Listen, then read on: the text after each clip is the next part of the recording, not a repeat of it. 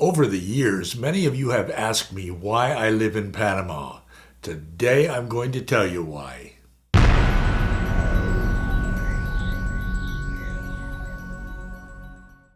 I'm Roy Smith.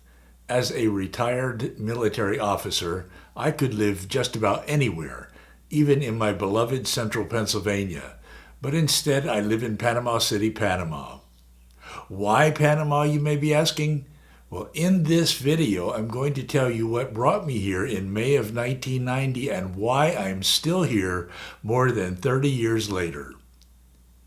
Now let me say this, just because I live far, far away doesn't mean that I can't be a model railroader just like the rest of you.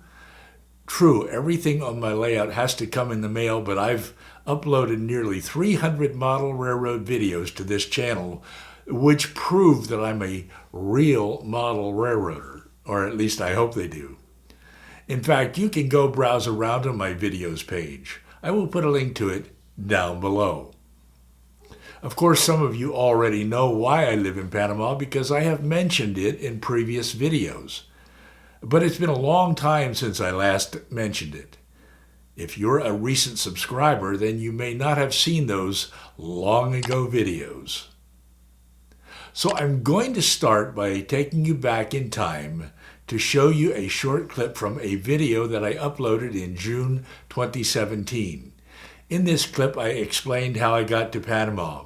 Then we're going to stop by my train room, and after that, I'm going to show you a clip from a more recent video proving that, yes, there are real trains here in Panama. Okay, let's go. As you may already know, I live in Panama City, Panama. Yep, that's the place with the Panama Canal.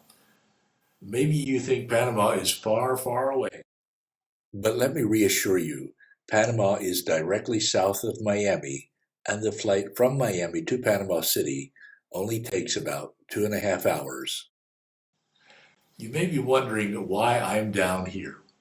Well, the U.S. Army brought me here in 1990 for the last assignment of my military career. In late 1991, I retired from the Army and have been living down here ever since.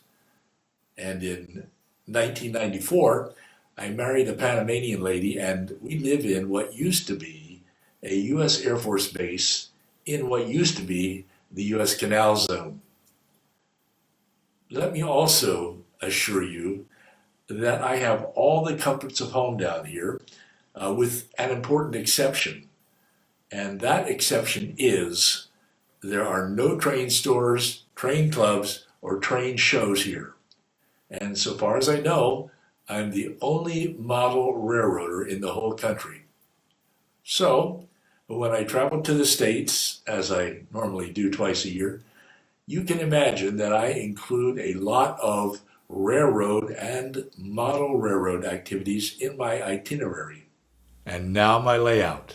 This is what you see when you arrive at the door of my train room here in Panama.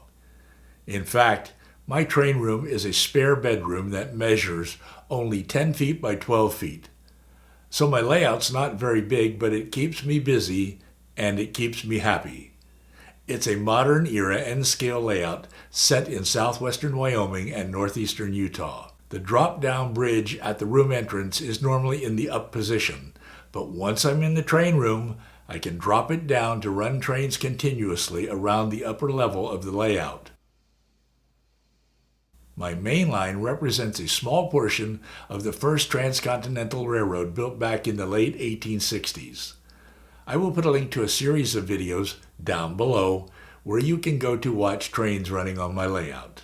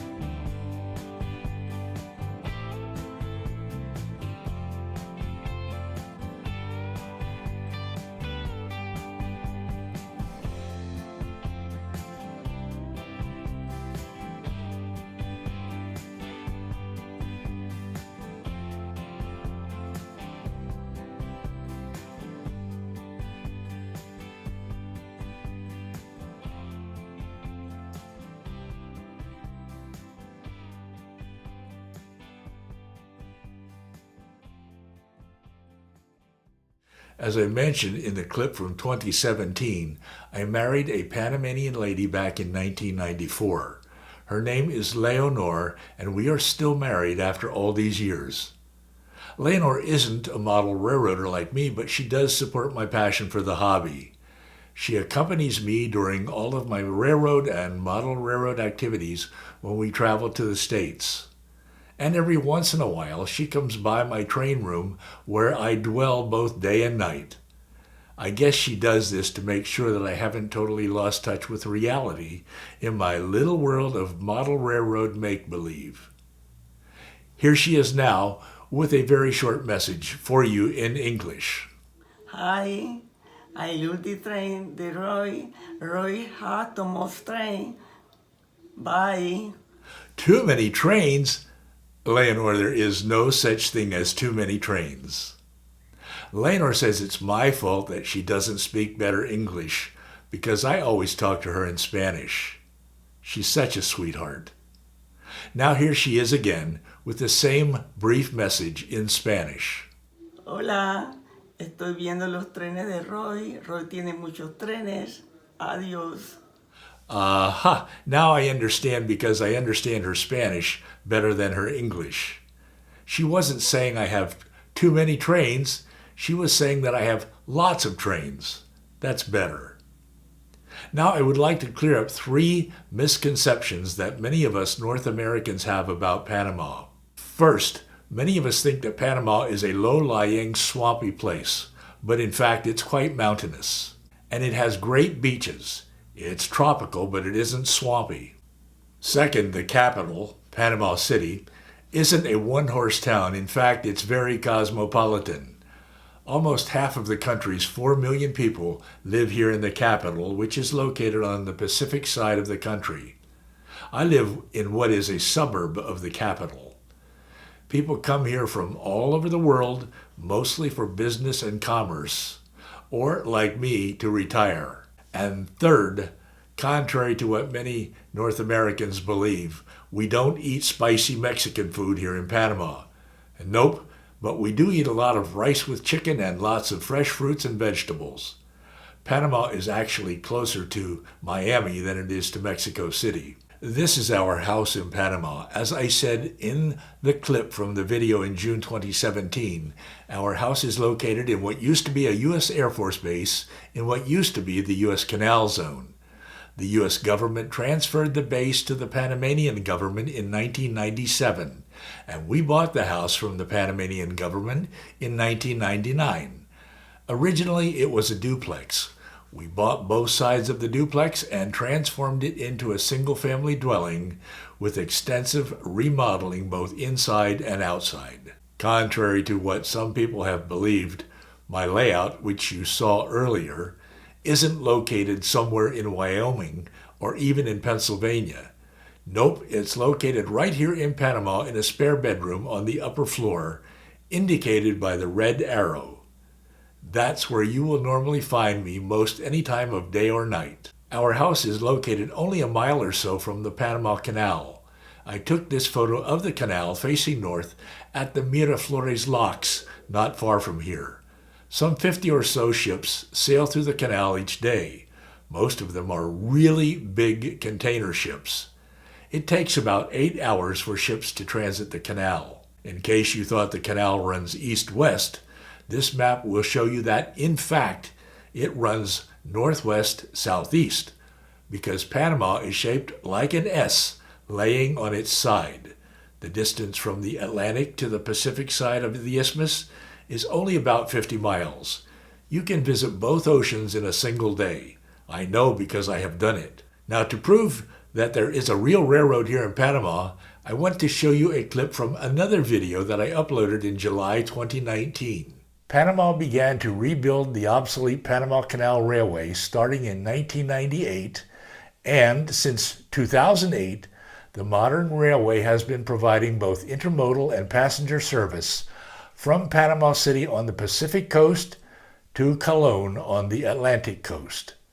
The railway parallels the Panama Canal and stretches 48 miles across the isthmus, as the red line depicts. Let's go down to the Intermodal Yard. It's not far from my house. Here you see some of the 40-foot container cars in the Intermodal Yard. Freight service in Panama is strictly intermodal. That's right, the locomotives do have the Kansas City Southern paint scheme. That's because the railway was built by the KCS. Ships can drop off containers on either side of the isthmus. The Panama Canal Railway hauls the containers to the other side where they are loaded onto other ships. In other words, ships don't have to transit the canal.